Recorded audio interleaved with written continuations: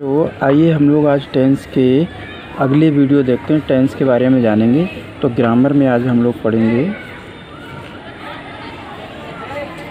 Grammar में tense. तो tense का हमारा जो टॉपिक था हमने आपको बता दिया था, लेकिन कुछ छूटा हुआ है, उसको देखिए।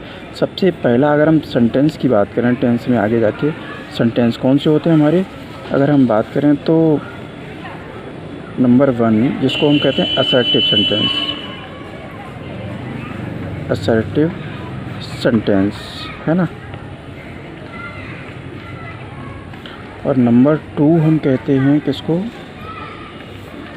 Interrogative sentence.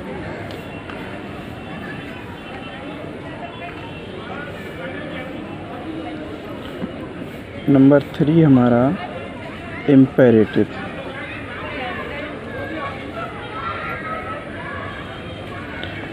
और नंबर 4 हमारा ऑप्टेटिव ले लो, ऑप्टेटिव।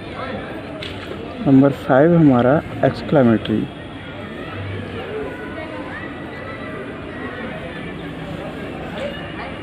इनको थोड़ा सा समझ लिए। अगर हम असर्टिव सेंटेंस की बात करें, इस असर्टिव सेंटेंस को 2 पार्ट्स में बांटा गया है। किसमें? 2 में। अगर हम इनको बात करें तो इनमें ही हम क्या कहते हैं, आपने सुना होगा एक नाम अफर्मेटिव। क्या नाम सुना? अफर्मेटिव। तो ये इसी का रूप है। और दूसरा हमारा कौन सा होता है, नेगेटिव। कौन सा होता है? नेगेटिव। ओके, तो ये सेंटेंस होते हैं। अगर हम थोड़ा असर्टिव की और जानकारी दे दें आपको, अगर हम असर्टिव सेंटेंस की, तो असर्टिव सेंटेंस को हम डिक्लेरेटिव सेंटेंस भी कह सकते हैं हम। ओके, डिक्लेरेटिव सेंटेंस, या हम इसको पॉजिटिव सेंटेंस भी कह सकते हैं। हम क्या कह सकते हैं? पॉजिटिव। ठीक है, तो ये बाद में समझ लेना आप। असर्टिव सेंटेंस 2 प्रकार का होता है। कौन सा? अफर्मेटिव और नेगेटिव। जो अफर्मेटिव का रूप है वो हमने आपको बता दिया। अफर्मेटिव का ही रूप एक असर्टिव का जो होता है अफर्मेटिव रूप होता है कौन सा? डिक्लेरेटिव और पॉजिटिव सेंटेंस। तो इनको हम जानेंगे, इनको कैसे करके। अगर हम असर्टिव की बात करें, इन पर सिंपल सेंटेंस होंगे। यहाँ पे देख लीजिए, नंबर 1 कौन सा होगा हमारा, अगर इससे हम बात करें तो अफर्मेटिव। कौन सा होगा? अफर्मेटिव। ओके, और दूसरा कौन सा होगा इसी का पार्ट हमारा असर्टिव का? दूसरा पार्ट होगा हमारा इसका नेगेटिव। कौन सा होगा? नेगेटिव। ओके, तो अफर्मेटिव जो सेंटेंस होते हैं वो कैसे वाक्य होते हैं हमारे? सादा वाक्य होते हैं। कैसे? सादा वाक्य होते हैं, सिंपल वाक्य होते हैं। पॉजिटिव सेंटेंस होते हैं वो हमारे अफर्मेटिव सेंटेंस होते हैं। जैसे हम कहें कि बह जाता है, इस तरह के वाक्य होंगे हमारे ये सिंपल। और नेगेटिव का आपको खूब पता है, नेगेटिव में हिंदी वाक्यों में क्या आएगा? नहीं जो है वो लग के आता, और इंग्लिश में हमको क्या लगाना पड़ता है? नॉट लगाना पड़ता है। तो इसको बोलेंगे हम नेगेटिव। जैसे हमने कहा सीता नहीं पढ़ रही है, तो इसमें नहीं आया, तो ये सेंटेंस कैसा? नेगेटिव। हम बात करें अगर इंट्रोगेटिव की, किसकी? इंट्रोगेटिव सेंटेंस की अगर हम बात करें तो इंट्रोगेटिव सेंटेंस होता है, उसमें 2 पहचान होती हैं। क्या? हिंदी वाक्यों में आपको शुरू में क्या लगा हुआ मिलेगा? क्या। और इंग्लिश वाक्यों में आपको क्या की जगह क्या लग करके मिलेगा? Helping verb. क्या मिलेगा? Helping verb.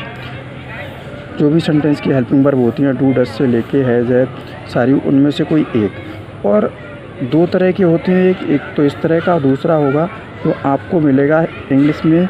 हिंदी में अगर हम बात करें तो हमको क्या मिलेगा? प्रश्नवाचक शब्द मिलेंगे। क्या मिलेंगे? प्रश्नवाचक शब्द। कौन से? जैसे हम बात करें what, why, okay, where, ETC, आप समझ गए होंगे। इस तरह के अगर शब्द मिलेंगे तो उनको हम इंग्लिश में कहेंगे। सबसे पहले इंग्लिश में आपको क्या मिलेगा? QW। यानी कि हिंदी में आपको प्रश्नवाचक शब्द बीच में मिलेगा सेंटेंस के, और इंग्लिश में हमें उसे QW को सबसे पहले लिखना होगा। तो ये इंट्रोगेटिव की पहचान हो गई। और इसकी एक पहचान क्या है कि वाक्य के अंत में आपको क्वेश्चन मार्क साइन मिलेगा। क्या मिलेगा?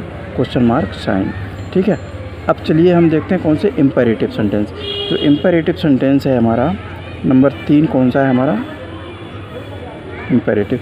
जो इम्पेरेटिव सेंटेंस होते हैं इनमें अगर हम बात करें तो इनमें वर्ब की फर्स्ट फॉर्म जो है वो सबसे पहले आती है। ओके, जैसे हमने कहा, और इसमें हिंदी में ओ का उच्चारण आता है। किसका आता है अंत में? ओ का उच्चारण, इम्पेरेटिव। अगर इसको और सरल तरीके से समझें तो इनमें किसकी बात होगी? ऑर्डर दिया जाएगा। क्या दिया जाएगा? ऑर्डर दिया जाएगा। और अगर हम बात करें एडवाइस दी जाएगी। ओके, एडवाइस दी जाएगी। और रिक्वेस्ट भी हो सकती है, प्रार्थना, जिसमें कोई आज्ञा वाले वाक्य हैं कि जैसे हमने बोला वहाँ जाओ। हमने क्या बोला? वहाँ जाओ, है ना। तो ये कौन सा वाक्य हुआ? इम्पेरेटिव वाक्य हुआ। तो आप इसको बोलोगे जैसे गो देयर, इस तरह से ऐसे करके सेंटेंस बनेंगे। तो ये इम्पेरेटिव सेंटेंस हो गए। थोड़ा सा हम समझ लेते हैं नेक्स्ट पेज पे आकर के ऑप्टेटिव। नेक्स्ट देखते हैं हम कौन सा? ऑप्टेटिव। ओके, तो जो ऑप्टेटिव हमारा सेंटेंस है, इसमें अगर हम बात करें इसकी और कोई ख़ास पहचान नहीं है। अगर हम इसकी बात करें तो इनमें सेंटेंस में क्या दिया जाता? जोर दिया जाएगा। क्या दिया जाएगा? जोर दिया जाएगा। जैसे आप कहेंगे कि वह जाता तो है। क्या है? जाता तो है। बार बार पूछा आपने वह चला गया है या वह जाता, तो आपने बोला हाँ वह जाता तो है, वह पढ़ता तो है, या वह करता ही है। इस तरह के सेंटेंस होते हैं, वो कौन से सेंटेंस होंगे? ऑप्टेटिव सेंटेंस होंगे। ओके, अगला देखते हैं हम लास्ट हमारा कौन सा है? लास्ट हमारा है एक्सक्लामेटरी।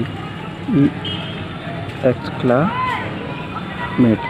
अगर हम इस सेंटेंस की बात करें तो इसकी एक पहचान ये है कि वाक्यों के अंत में आपको एक्सक्लामेटरी साइन लगा हुआ मिलेगा। और ये साइन जो है कुछ वर्ड्स होते हैं एक्सक्लामेटरी, उनके बाद भी लगा हो सकता है, आपको मिल सकता है। जैसे कहीं लिखा हेलो, तो संबोधन शब्द होते हैं, तो ये संबोधनात्मक चिन्ह जो है उनमें लगा हुआ हो। जैसे हेलो हुआ, या हमने कोई और शब्द ले लिए। जो हम बात करें जो दो तरह के होंगे, जिनमें एक सेंटेंस में किसकी बात होगी? कोई खुशी की बात होगी, या कोई सुखी कह सकते हैं हम, या खुशी की बात होगी। किसकी बात होगी? खुशी की। और एक में जो है हमारी सैड की बात होगी। किसकी? दुख की बात होगी। जैसे आपने बोला अरे वो पास हो गया, मतलब वो तो इतना कमज़ोर था कि वो पास हो गया, अरे, तो आपको हिंदी में शब्द मिलेगा अरे। ओके, तो इस तरह के अगर सेंटेंस मिले जहाँ संबोधनात्मक शब्द मिल जाए, हे, अरे, भो आदि, या इंग्लिश में ओ मिल जाए आपको, है ना, सैड मिल जाए, तो ये सेंटेंस हमारे कैसे होंगे? एक्सक्लामेटरी सेंटेंस होंगे।